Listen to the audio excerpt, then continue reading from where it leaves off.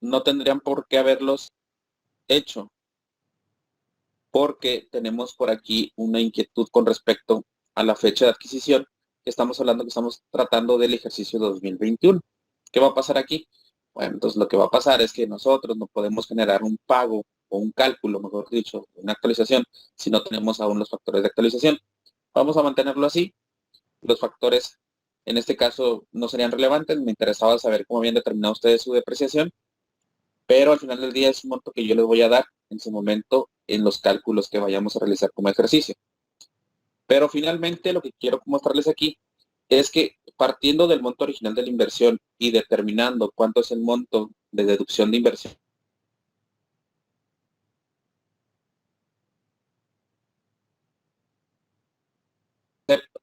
¿cuánto es en este caso? Bueno, tenemos un monto, o yo determino un monto considerando los datos del ejercicio 2019, que tenía un ejercicio previo, de 285,000 pesos. Les repito, independientemente de que ustedes tendrán que realizar un cálculo de una depreciación o una deducción de inversiones, en este caso, estos valores se los voy a dar yo de manera premeditada, para no meternos en el tema del cálculo, ¿vale?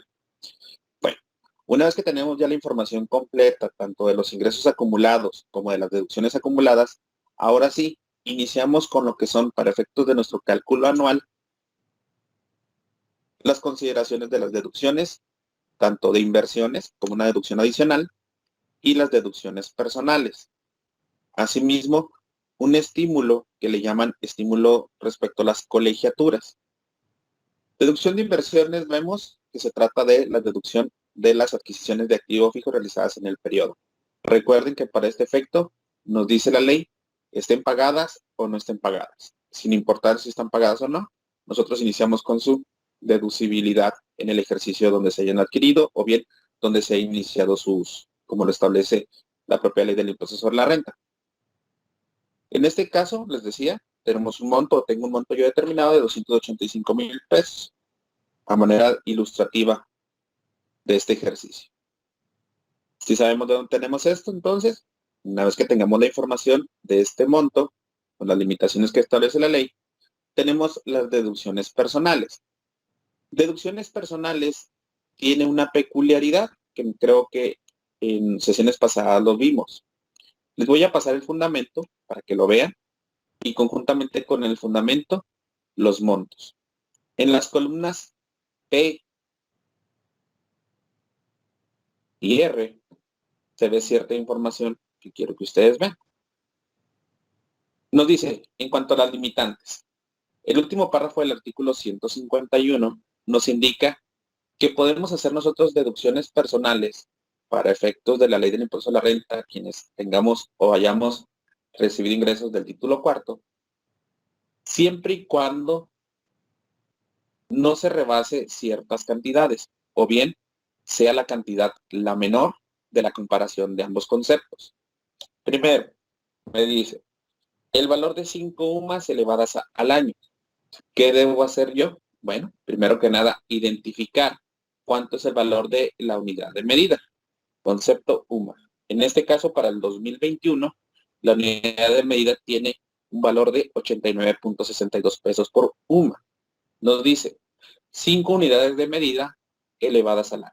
Yo me voy de manera directa para no meterme en conflictos de si son 360 días, 364 días, 365 días. Siempre lo hago de esta manera para determinar en mi hoja de cálculo que serán 365 días, que es lo que me establece el propio mecanismo de cálculo. Elevado al año, 365 días. Luego entonces determino que puedo deducir como monto máximo 163,000 pesos, número redondeado, del monto total de mis deducciones personales.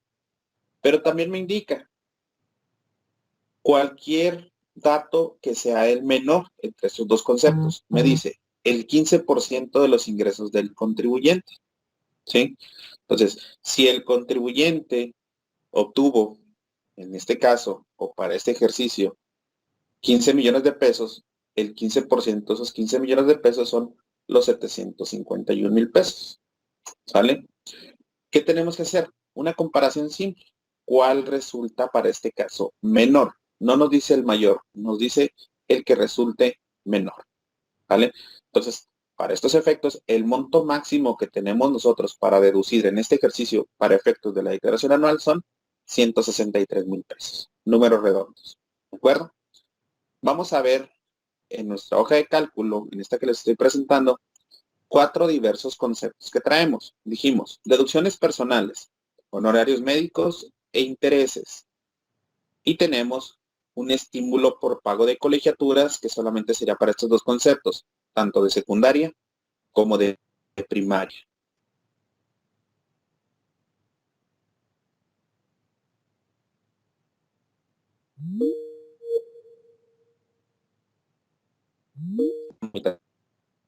Por tanto, yo únicamente lo que debo hacer es comparar e identificar que el monto de deducciones personales con respecto a honorarios e intereses no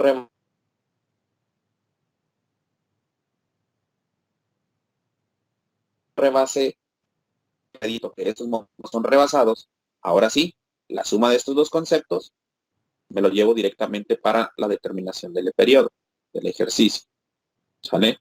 Entonces, tengo que en este caso, como deducciones personales, 112,000 pesos. Repito, estos 112,000 pesos no rebasan las limitantes que establece la ley respecto al 151 de deducciones personales. También me dice, puedes aplicar a manera de estímulo, que ese estímulo no está en la ley. En este momento les voy a dar el fundamento legal. No se encuentra en la ley, pero me dice, puedes también reducir de tu base el monto de las colegiaturas que hayas pagado tú durante el periodo. Pero aquí también me pone dos supuestos. El primero, la reducción de colegiaturas, muchachos, es por cada uno de los alumnos. No es por la sumatoria del concepto total. Retomo el concepto. Si yo tengo 2 hijos y los 2 hijos están en primaria, no es la suma de los dos la limitante que me establece la ley, por decir 12,900 pesos. Esos montos están establecidos en un decreto, no es una ley, en un decreto. Pero si la persona pasa de un nivel escolar a otro, la ley me establece, o el decreto me establece, que cuando sea este el caso, se aplicará como deducción de colegiaturas el que resultará mayor. Por ejemplo, si yo por un niño en primaria pago 1,300 pesos y en secundaria pago 2,000 pesos, aplicará entonces el motivo por concepto de secundaria. ¿Por qué? Porque este concepto es el que resulta mayor en la comparación entre lo que se tiene en primaria y secundaria por concepto de colegiaturas. ¿Sí? Ahorita lo vamos a leer, pero lo vemos de una forma muy rápida para que podamos identificar la existencia de este otro tipo de deducción.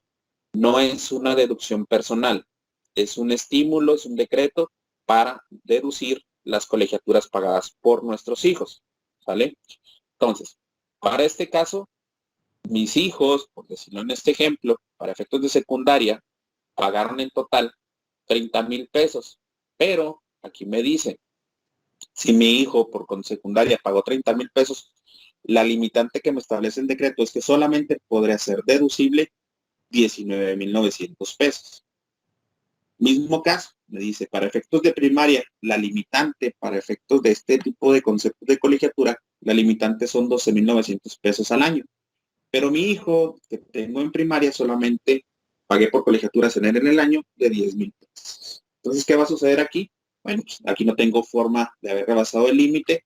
Los 10,000 pesos se van de manera íntegra como una parte de una reducción de mi base de impuestos.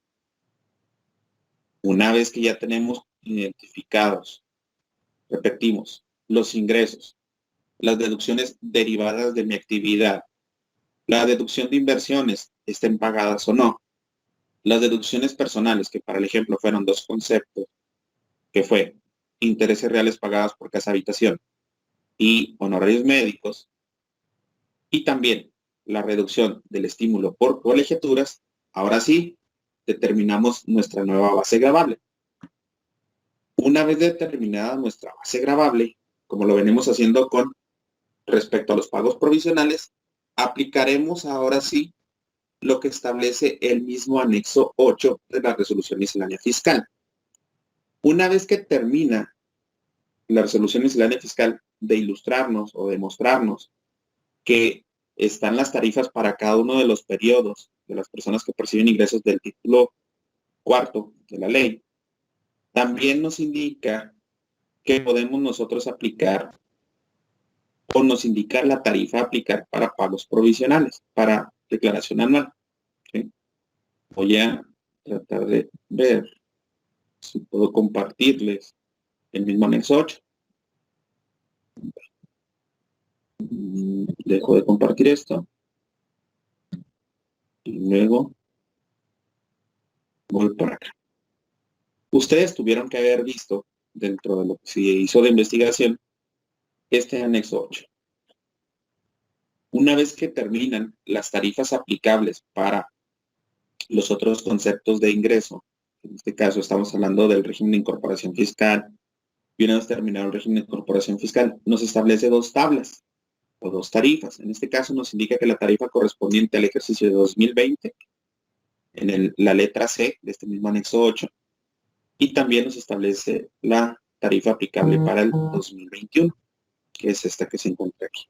Entonces, ¿cuál aplicaremos nosotros? Por supuesto, la establecida para el ejercicio de 2021 para efectos de nuestro cálculo.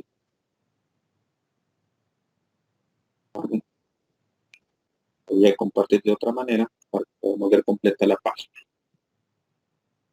Quiero compartir mi pantalla. Ahora, tenemos entonces nuestra base gravable de 4.584.000. Hacemos el mismo procedimiento que el pago provisional, es decir, identificamos nuestro límite inferior en la tarifa aplicable al ejercicio 2021. En este caso, la tarifa que nos debería aplicar es la de donde el límite inferior son 3.898.000. Hacemos el mismo proceso, identificamos nuestro límite inferior, el excedente sobre este límite inferior, al cual le aplicaremos la tasa correspondiente, que en este caso, para este efecto, son el 35%. Determinamos nuestro impuesto marginal, nuestra cuota fija, de manera de acumulado, y con esto, ahora sí, nuestro ISR causado del periodo.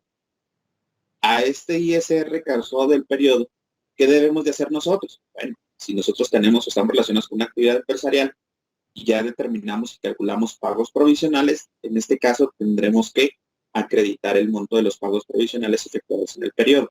Recuerden, para efectos de pagos provisionales son los efectivamente pagados, no los que yo determine, sino que sean los que efectivamente pagué al Servicio de Administración Tributaria. Y con esto determinamos ahora sí una diferencia a cargo o a favor. En este caso, considerando los demás elementos que tenemos como base, como son las deducciones de inversiones, las deducciones personales y el estímulo en colegiaturas, para este cálculo, para este ejemplo, tendremos un saldo a favor. Este saldo a favor, ¿qué podemos hacer con él? Podemos compensarlo contra otro impuesto, contra el mismo impuesto, mejor dicho, pero de otro periodo. Podemos solicitarlo en devolución o en su caso podemos dejarlo sin selección.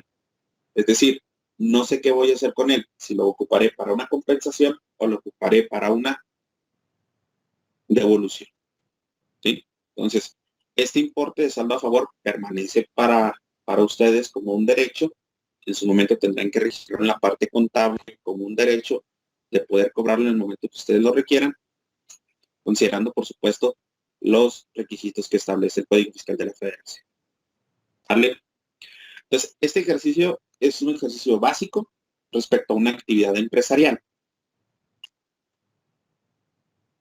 Les voy a compartir, muchachos, antes de pasar a otro ejercicio práctico que traigo por aquí.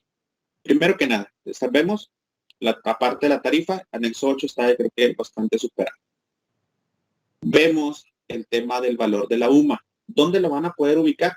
Bueno, en este caso, tenemos que identificar su publicación y a partir de cuándo se encuentra vigente. Para este efecto, la UMA correspondiente al ejercicio 2021 será de 89.62 pesos por día. Por lo tanto, esta unidad de medida será la que estaremos aplicando nosotros para el ejercicio 2021, tanto para este ejercicio como para los ejercicios prácticos que tienen ahorita también de sueldos y salarios. Y finalmente, lo del estímulo de colegiaturas, para que tomen nota, muchachos. Este estímulo está establecido desde el 2014, ¿sí? Está establecido en el Diario Oficial de la Federación, en un decreto, en la regla 1.8, 1.9 y 1.10. ¿De acuerdo? Vamos a ver un poquito de lectura de esto.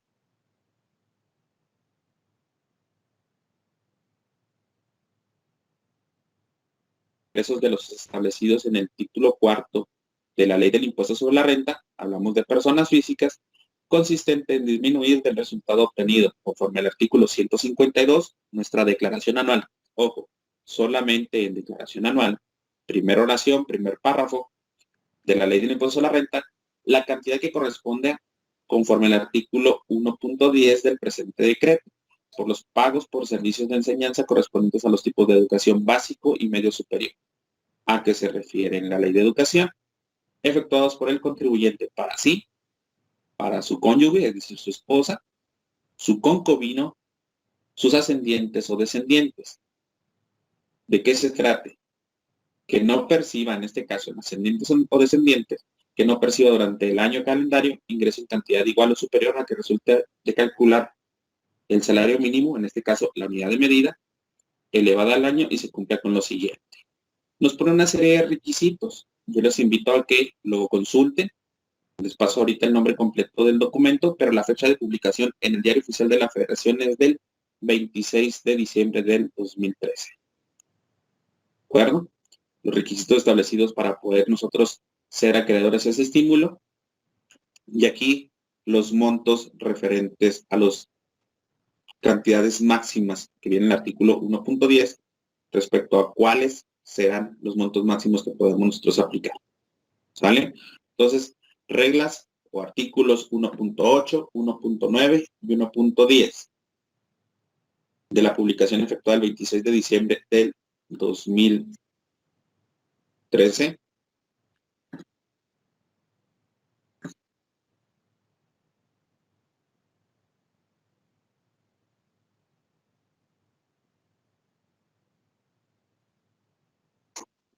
El decreto, muchachos, se llama decreto que compila diversos beneficios fiscales y establece medidas de simplificación administrativa.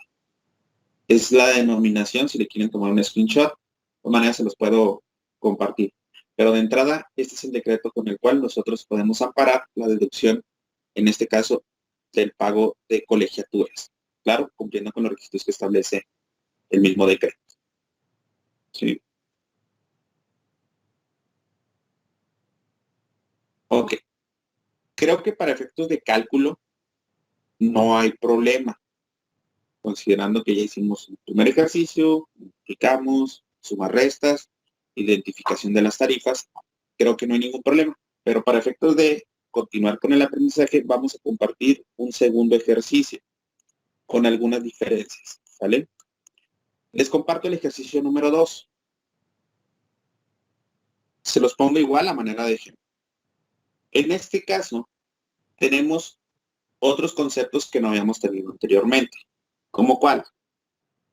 Tenemos, en este caso, ventas de contado riguroso, creo que lo estuvimos manejando. Tenemos también venta de bienes a crédito, que también lo estuvimos manejando, lo vamos a empezar a manejar en este concepto. Dijimos, para efectos de personas físicas se considera el ingreso hasta que se cobre efectivamente la contraprestación. Tenemos también, ojo, cobro de ventas a crédito de periodos anteriores. ¿Qué va a suceder aquí? Bueno, en este caso, estos cobros de ventas a crédito, lo único que nos conllevan a nosotros es en acumular el ingreso de las ventas que no hemos acumulado anteriormente. ¿Por qué? Porque no han sido efectivamente cobradas. igual forma, manejamos el término de enajenación de cuentas por cobrar y también manejamos el concepto de intereses cobrados. Para efectos de las deducciones en este cálculo, muchachos, yo estoy adicionando dos conceptos, que no habíamos manejado. Primero, tenemos adquisición de mercancías de contado. Dijimos que efectivamente pagadas para nosotros se considera una deducción autorizada. En este caso también tenemos adquisición de mercancías de crédito que para efectos fiscales pues no es una deducción autorizada al no estar efectivamente pagada. Aquí estamos agregando un concepto que es la devolución de mercancías vendidas. Si ustedes recuerdan respecto a las deducciones, tenemos que también podemos hacer nosotros la deducción de aquellas devoluciones de mercancías, pero siempre y cuando se haya considerado el ingreso respectivo. Ojo, aquí estamos hablando que nosotros hicimos una venta de mercancías, pero no lo hicimos nosotros de contado, no acumulamos ya el ingreso correspondiente. Por tanto, para este ejemplo, la devolución de las mercancías vendidas a crédito no es por sí misma una deducción autorizada. ¿Por qué? Porque no se ha acumulado aún el ingreso. Hay que tener mucho cuidado con respecto a nuestras valoraciones de qué conceptos considerar como ingresos y como deducciones. Y agrego uno adicional que dice descuentos de mercancías vendidas a contado. Entonces, dijimos, si se trata de devoluciones, bonificaciones o descuentos, para que puedan considerarse como una deducción autorizada, deberán haber sido efectivamente acumulado el ingreso correspondiente. No confundamos el ingreso con la deducción. Nada más nos dice, si ya fue pagado, si ya cobraste la contraprestación de esa operación y le haces una bonificación, descuento o hay una devolución de tu cliente, para efectos fiscales, esto se trata de una deducción autorizada. ¿Vale? Hasta aquí, muchachos, respecto a este ejercicio número 2. ¿Tienen alguna inquietud, algo que quieran comentar respecto a esto? ¿Hasta dónde vamos?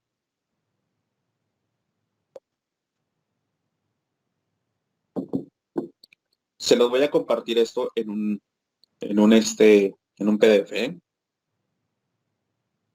Pero sí me gustaría que si tienen alguna inquietud lo manifiesten de una vez.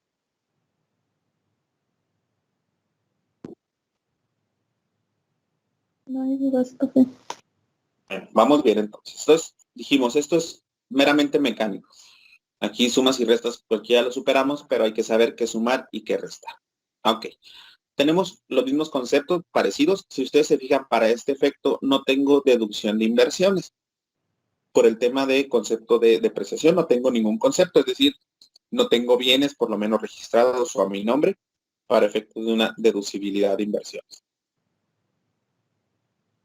De igual forma, para efectos de cálculo, de la misma manera considero deducciones personales y considero también deducciones por pagos de colegiaturas. ¿Sí?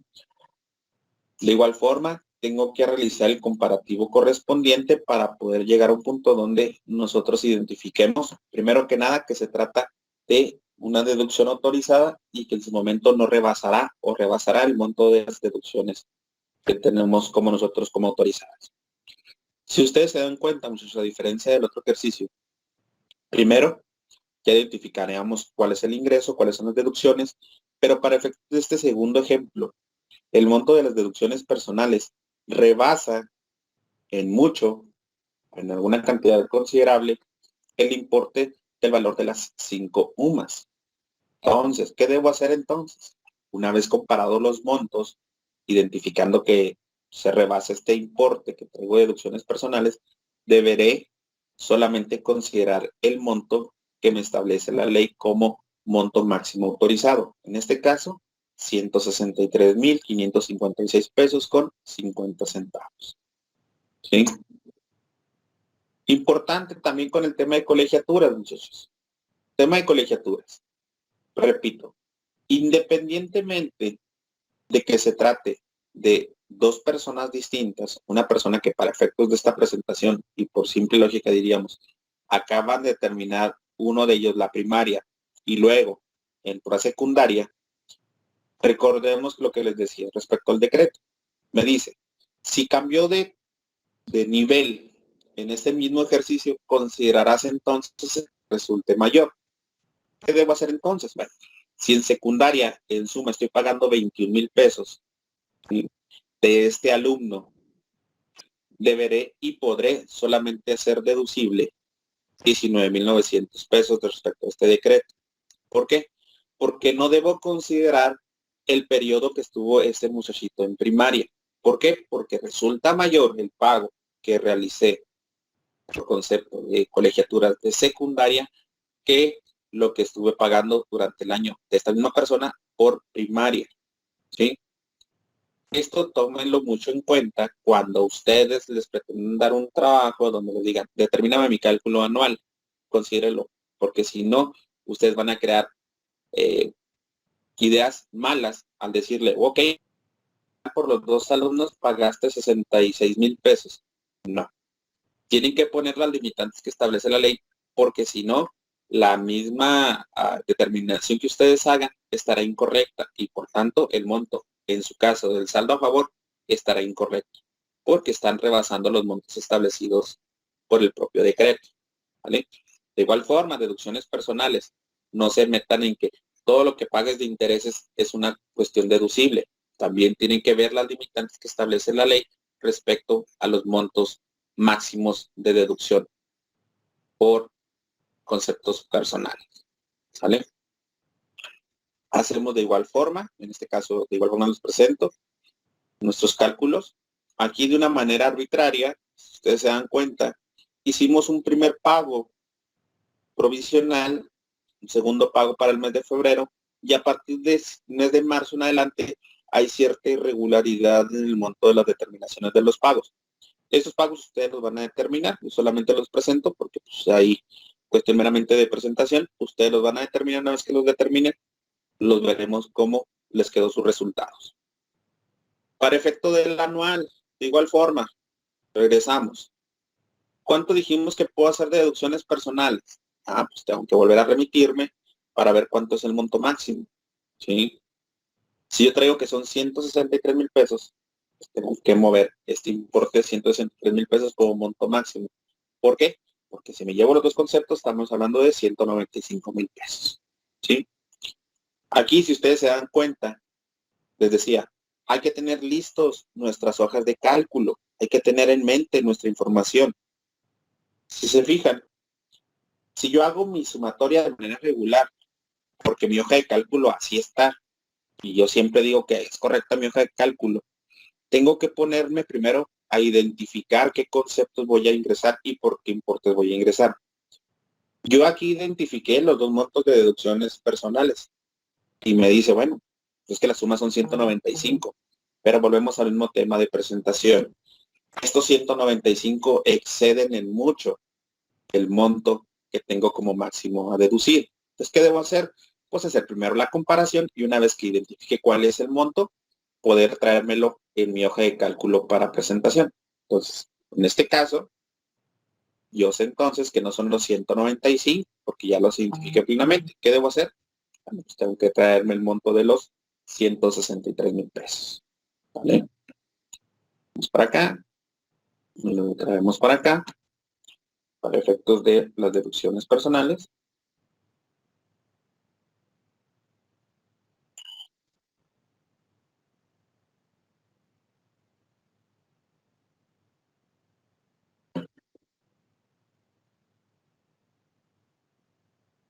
$163,000. Okay. Que tengo ya mis 163,000. De igual forma, identifico qué conceptos voy a considerar para efectos de las colegiaturas. ¿Sí? Entonces, para este efecto, también valoro o identifico los montos máximos. En este caso dijimos que para efectos del cuate de secundaria será el 100% porque no rebasa, no, perdón, no será el 100% porque rebasa los 19,900 que tengo el limitante. Y en el caso de secundaria, de primaria, perdón, aun y cuando se rebasa por mucho el importe, únicamente tengo la oportunidad yo de poder hacerlo por 12,900 por alumno. ¿Vale? Entonces, sumo los dos conceptos y ahora sí, esos 32,800 pesos los jalo para el estímulo de colegiaturas. ¿Vale? Entonces, de aquí hago el mismo procedimiento que venimos haciendo, determino cuánto sería mi base gravable, el excedente de esta misma base gravable, la tasa a aplicar, en este caso, si ustedes se dan cuenta, considerando la base gravable, nuestra tasa pudo haber pasado del 35% a un 17.92% en nuestra tarifa anual. Aplicamos el impuesto marginal, cuota fija y, por supuesto, vamos a reducir el monto de los pagos provisionales, los efectivamente pagados, ¿vale? No todos los calculados, los que se hayan efectivamente pagado. Si quiero corroborar, verifico la sumatoria de esos conceptos y si no, pues me lo llevo de una manera de suma al final de mi columna. En este caso, mi columna N, que es la que me identifica la sumatoria de pagos provisionales. ¿Sale? ¿Qué hago aquí? Bueno, pues una vez que ya tengo identificado cuántos millones he recausado, en este caso, para efectos del cálculo que hicimos nosotros, pagamos una cantidad mucho mayor en exceso. En este caso, determinamos 283,000 pesos. Lo van a realizar ustedes el cálculo. No se inquieten con ese importe. Lo realizan, lo revisamos y si tenemos algún error, o inclusive yo tengo algún error, por supuesto que lo conversamos. ¿Sí? Entonces, ejemplo número 2, sin deducciones por concepto de inversiones y algunos conceptos que son nuevos para nosotros, como los descuentos de mercancías vendidas a contado para efectos de una deducción autorizada. ¿Sí? De igual forma, concepto nuevo para nosotros, el cobro de ventas a crédito, en este caso de periodos anteriores. Jóvenes, respecto a este ejercicio número 2 y estas novedades, ¿tienen alguna inquietud, alguna duda? Hablen ahora o callen para siempre.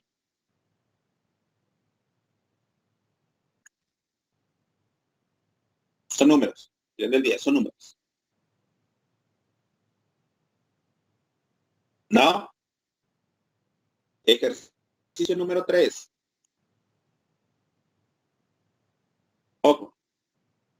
Ejercicio número 3 es algo muy peculiar y que quiero que pongan en contexto lo siguiente. Miren, si ustedes recuerdan, y espero que lo tomen en consideración, cuando nosotros empezamos a ver ciertos fundamentos legales respecto a qué sería o cómo sería el cálculo de nuestros pagos provisionales para efectos del impuesto sobre la renta en actividad empresarial y profesional, yo les dije, pongan atención en el artículo 107, que hablaba de un término de un concepto que decía esporádico. No sé si recuerdo. Que les dije, bueno, cuando se tiene una sola operación como una actividad profesional, podremos nosotros, en lugar de hacer un cálculo completo o integral de pagos provisionales, podremos hacer, en lugar de esto, un solo cálculo que corresponde al 20% del ingreso obtenido en el periodo. Una vez que se tenga determinado este ingreso o este monto pagado, se podrá acreditar en su declaración del ejercicio las deducciones que hayan derivado del concepto de ese ingreso esporádico. ¿Sí? Este artículo 107 es importante para que nosotros sepamos cuándo debo y cuándo no debo realizar pagos provisionales. ¿Sí? Momentos los establece la ley. Tasa lo establece la ley. Los sujetos los establece la ley. Pero es importante que leamos completo el contexto de a qué se refiere, de qué se trata, por qué. Y también saber que no solamente lo que me diga la ley será suficiente. También debo remitirme a un concepto que me adiciona alguna duda que tenga yo respecto a la temática planteada. En este caso, el reglamento de la ley del impuesto sobre la renta. Este ejercicio está de forma premeditada así. A ver, tengo un solo ingreso por servicios profesionales que está acorde a lo que establece el artículo 107. Tengo deducciones, identifico totalmente y plenamente deducciones derivadas de la actividad que desarrollo como prestador de servicios profesionales de manera esporádica, pero si ustedes se dan cuenta, yo hice el cálculo de todos los pagos provisionales. ¿Sí?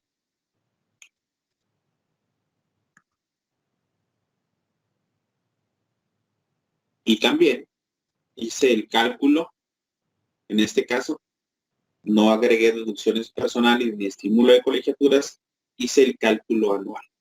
¿Sí? Importante que vean esto. Para efectos del mes de enero, nosotros realizamos un cálculo, o realizo un cálculo, en el cual yo digo, y acuérdense de esta parte. Por favor, arrendamiento del local. Acuérdense de eso, ¿eh? Hago el cálculo del mes de enero, determino, con base a lo establecido en la tarifa del anexo 8, voy a cambiar porque aquí tenemos, para que quede claro el ejemplo, actividad profesional. Pero yo hago el cálculo regular, normalito. No me meto en problemas ni conflictos. ¿Sale? Una vez que ya hago mi cálculo anual, considerando las deducciones del periodo, ahora sí, determina que yo pagué en exceso 268,000 pesos. Les decía, es importante que vean este concepto, arrendamiento de local. ¿Vale? Nos dice, quienes en el ejercicio obtengan en forma esporádica ingresos derivados de la prestación de servicios profesionales y no obtengan otros ingresos grabados, como en este capítulo, cubrirán como pago provisional a cuenta del impuesto anual el monto que resulte de aplicar la tasa del 20% sobre los ingresos percibidos, sin deducción alguna. Y se van a decir, ok, pues yo vi que tiene solamente un ingreso en todo el periodo. ¿Por qué no aplico de manera directa el 20%? Continúo la lectura. El pago provisional será mediante declaración que presentarán ante las oficinas autorizadas dentro de los 15 días siguientes a la obtención del ingreso. Estos contribuyentes quedarán relevados de la obligación de llevar libros y registros, así como de presentar declaraciones provisionales. Ok. Nos dice también que debemos presentar nuestra declaración anual, los términos del artículo 152, y ahí sí podemos deducir el monto de los gastos que estén relacionados directamente con la prestación del servicio profesional. Retorno a la hoja de cálculo. Arrendamiento de local. ¿Sí? Si a nosotros nos piden un servicio, nos dicen, oye, no voy a presentar pago, no vas a presentar pago. Y yo les dijera, sí tienen que presentar pagos provisionales. Y ustedes van a preguntarme, ¿por qué? Si aquí dice que es de manera esporádica. Ah, entonces tenemos que remitirnos al reglamento. Dice, artículo 191. Para efectos del artículo 107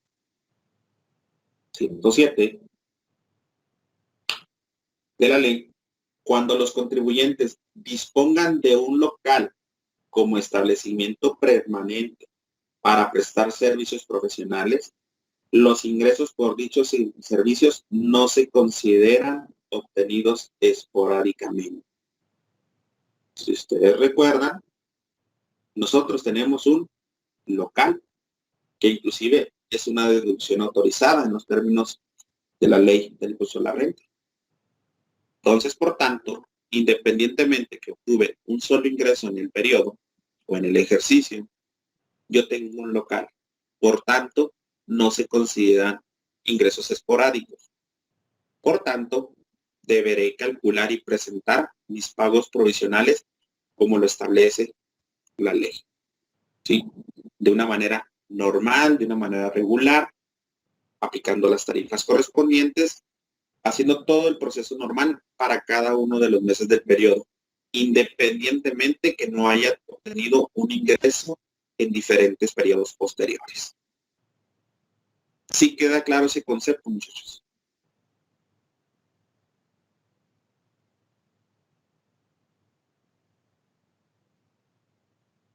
¿Sí estamos de acuerdo? Bueno, el que cayó todo.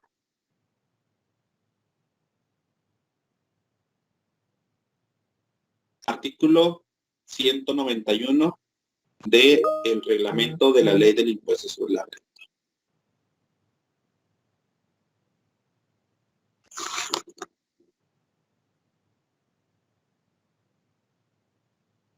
Ok. Ahí hubo una persona que ya me contestó. Entonces, se realiza el cálculo de manera regular por todos los meses del periodo. Una vez que ya determiné una base gravable para efectos de mi declaración anual. Deberé entonces de igual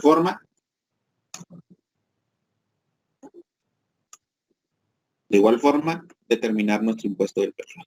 Para este efecto, lo que yo considero es que como no tuve una deducción o más ingresos en el periodo, o no hubo una variación en cuanto al ingreso obtenido, ni tampoco en cuanto a las deducciones que eran muy constantes y formales, pues básicamente se pagó en exceso. ¿Por qué? Pues porque el monto obtenido en un solo periodo, pues en este caso rebasó la tasa del 35% a aplicar, y en los demás periodos o ya en una forma acumulada será el 30%. En este caso traigo una diferencia a favor que puedo, repito, solicitar en compensación o solicitar en devolución.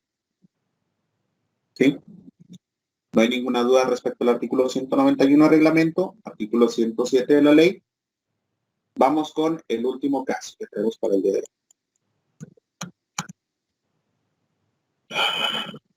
Nos dicen, artículo 107, ingresos por la prestación de un servicio profesional a una persona moral. ¿Qué tenemos que hacer aquí? Primero que nada, identificar que para personas físicas que presten servicios a personas morales, estas últimas, de acuerdo al artículo 106, en último párrafo, deberán retener un equivalente al 10% por concepto de impuestos sobre la renta. Artículo 106, penúltimo párrafo de la ley del impuesto sobre la renta. Nos dice, cuando los contribuyentes presten servicios profesionales a las personas morales, estas deberán retener como pago provisional el monto que resulte de aplicar la tasa del 10% sobre el monto de los pagos que les efectúen, sin deducción alguna, debiendo proporcionar a los contribuyentes comprobante fiscal en el que conste el monto del impuesto retenido, el cual deberá enterarse, en su caso, conjuntamente con las retenciones señaladas en el artículo 96. Hablamos que la persona moral deberá enterar el monto de las retenciones que me efectúe por servicios profesionales, y mismos términos que los que hace para pagos de salarios. El impuesto retenido, en los términos de este párrafo, será acreditable contra el impuesto a pagar que resulte en los pagos provisionales de conformidad con este artículo. ¿Sí? En este caso, tengo que identificar primero cuál fue la fuente del ingreso. Si el ingreso por servicios profesionales deriva de servicios prestados a una persona moral, la persona moral deberá retenerme el equivalente al 10% del monto del ingreso. ¿Sí? Entonces lo vamos a ejemplificar. Ahora, aquí estamos hablando, muchachos, de un ingreso esporádico. ¿Por qué aquí sí hablamos de un ingreso esporádico?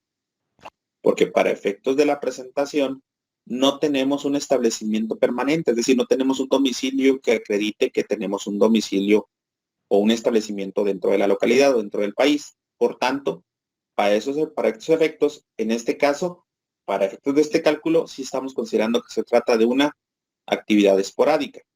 ¿Qué va a suceder aquí? Bueno, nos establecía la ley. Una vez que determines cuánto es el monto del ingreso esporádico, le calcularás como pago provisional el equivalente al 20% sin deducción alguna. ¿Sí? Entonces, una vez que ya tengo yo determinado que tuve un ingreso en enero de 1.400.000 para este ejemplo, lo multiplico por el 20% de ese 1.400.000, identifico y sé entonces que traigo un impuesto sobre la renta a cargo por pago provisional de 297,000 pesos. Me indica también este artículo, contra el pago provisional podrás acreditar también el ISR retenido. ¿Sí? Artículo 106, penúltimo párrafo. Es decir, el 10% del monto de la contraprestación. En este caso, ellos me pagaron por el total 1.489.000 pesos, y por tanto ese 10% equivale a 148.909. Y ahora sí, identifico y conozco que deberé pagar como pago provisional de este periodo 148,000 pesos. Acuérdense que nos establece el artículo 107. Cuando percibas ingresos de estos conceptos de manera esporádica, deberás presentar el pago dentro de los 15 días posteriores a la obtención del ingreso. Considerando una fecha estimada que fuera el 15 de enero, para el 30 de enero deberé efectuar el pago correspondiente a este ingreso percibido de manera esporádica. ¿De acuerdo? Entonces, para efectos de presentación, el ingreso total, 20% por ingreso esporádico, ISR a cargo del periodo, reducción del 10% equivalente a la retención que me efectuó la persona moral por la prestación de servicios profesionales otorgados por persona física, y el ISR a pagar en el periodo, en pago provisional. Recuerden, este cálculo no tiene concepto de pago como definitivo, es provisional, es a cuenta del impuesto del ejercicio. Y nos dice, cálculo anual podrá deducir el monto de las deducciones que hayas generado en el periodo relacionadas con el ingreso percibido, aunque haya sido esporádico. Ahora sí, traigo 1.489.000, le acredito el monto de la sumatoria de las deducciones autorizadas por conceptos de combustible, luz y teléfono, papelería. Ya que tenemos este importe, no tengo otras deducciones ni personales ni relacionadas con el decreto de colegiaturas. Determino mi base gravable y hago la utilización del anexo 8 de la resolución miscelánea fiscal para aplicar la tarifa aplicable. Entonces, tenemos nuestra cuota fija, nuestros pagos provisionales. En este caso, si ustedes se dan cuenta, el pago provisional es el que yo efectué, no el que me retuvo. En este caso, coincidentemente, al ser un ingreso esporádico, pues será el mismo importe, pero en este caso, para efectos de presentación, primero es el que yo haya realizado. Si yo no realicé nada, pues entonces nuestro importe será cero, pero para efectos de retención, la persona moral ya me retuvo y en este caso, coincidentemente, repito, el importe es el mismo, 148.909. No en todos los casos es lo mismo, es solamente por concepto de ingresos esporádicos y para ejemplificar este dato. Una vez que ya determinamos cuánto sería el monto del impuesto sobre la renta causado menos el retenido por la persona moral, menos el pago provisional que efectué yo como persona física, ahora sí determino una diferencia, que para este caso de igual forma tengo una diferencia a favor. Repito, que puedo solicitar en compensación o solicitar en devolución.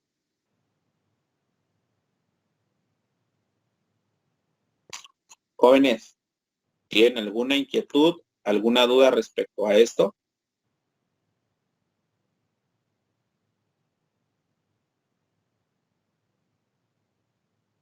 ¿No? No, profe. Ok. Bueno, entonces espero que no tengan más dudas en el examen.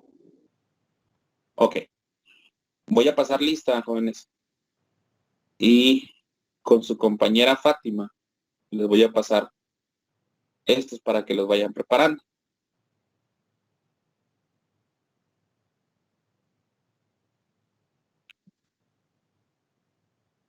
Esta lista, muchachos, va a estar relacionada con el día de ayer, ¿sale? Para cumplir con los términos de las horas sincrónicas y asincrónicas.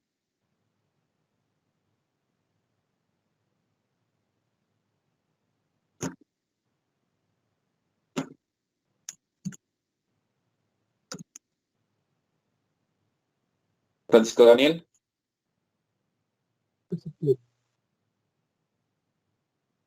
Noeli Sofía. Presente. Gerardo Antonio. Presente. Esmeralda. Presente. Orden Gabriela.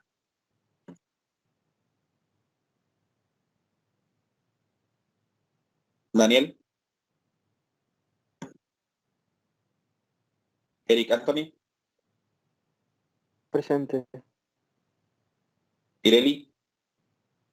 Presente. Valeria Alejandra. Paloma Isabel.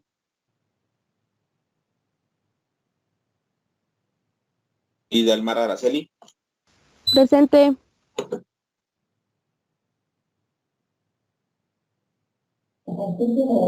Alejandra Noeli, Almareli, Presente. Nayeli Patricia, Presente. Yasmin Guadalupe,